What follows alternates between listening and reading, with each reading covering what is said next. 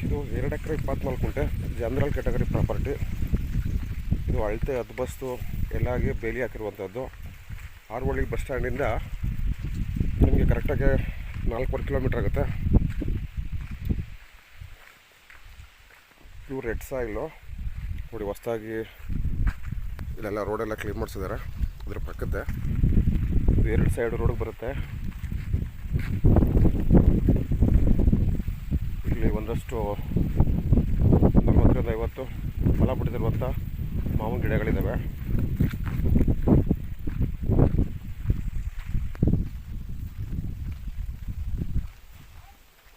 ಇದು 2 side road ಬರುತ್ತೆ. ಮಾಮೂಲಿ ಮೇನ್ ಕನೆಕ್ಟಿವ್ ರೋಡ್ ತೋರಿಸ್ತೀನಿ, ಅದು ಮೆಟ್ಲಿಂಗ್ ರೋಡು.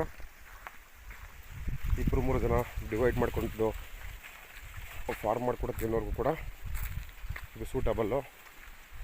ನೋಡಿ, ಪಕ್ಕದಲ್ಲಿ ನೋಡ್ಬೋದು, ಪಕ್ಕದಲ್ಲೆಲ್ಲ ಬೇರೆಯವ್ರದ್ದು ಫಾರ್ಮ್ ಹೌಸ್ಗಳು. ಅವರ ಹದ್ಬಸ್ತಿಗೆ ಬೇಲಿ ಹಾಕ್ಕೊಂಡಿದ್ದಾರೆ.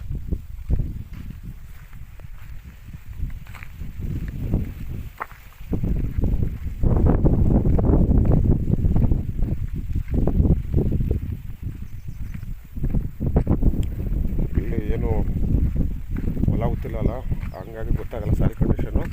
ಪಕ್ಕದಲ್ಲೆಲ್ಲ ನೋಡ್ಬೋದು. Red soil, general category property, legal verified. ಸ್ವಲ್ಪ ಇದು ಮಲ್ಟಿಪಲ್ ಹ್ಯಾಂಗಲ್ಲಿ ಬರುತ್ತೆ.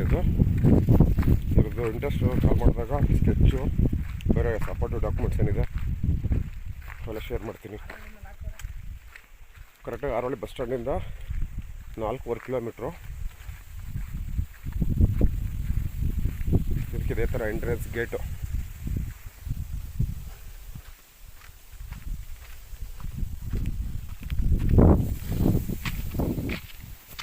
ಇದೊಂದು 40 ಅಡಿ ರೋಡ್ಗಿರುವಂಥ ಪ್ರಾಪರ್ಟಿ. ಸೊ ಇದೇ ಎಂಟ್ರೆನ್ಸು, ಬೇಲಿ.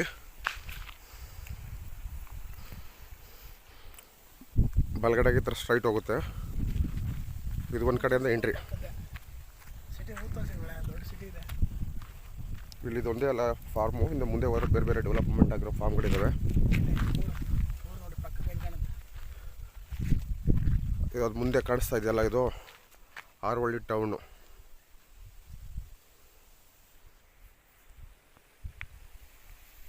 ಸೊ ಈ ಥರ ಇದು ಮೆಟ್ಲಿಂಗ್ ರೋಡು. ಫ್ಯೂಚರಲ್ಲಿ ಟಾರ್ ಆಗುತ್ತೆ. 40 ಅಡಿ ದೊಡ್ಡ ರೋಡು ನೋಡಿ. ಆ ವಿಡತ್ ಬಿಟ್ಟೆ ಅವರು ಒಳಗಡೆಗೆ ಬೇಲಿ ಹಾಕ್ಕೊಂಡಿರೋದು.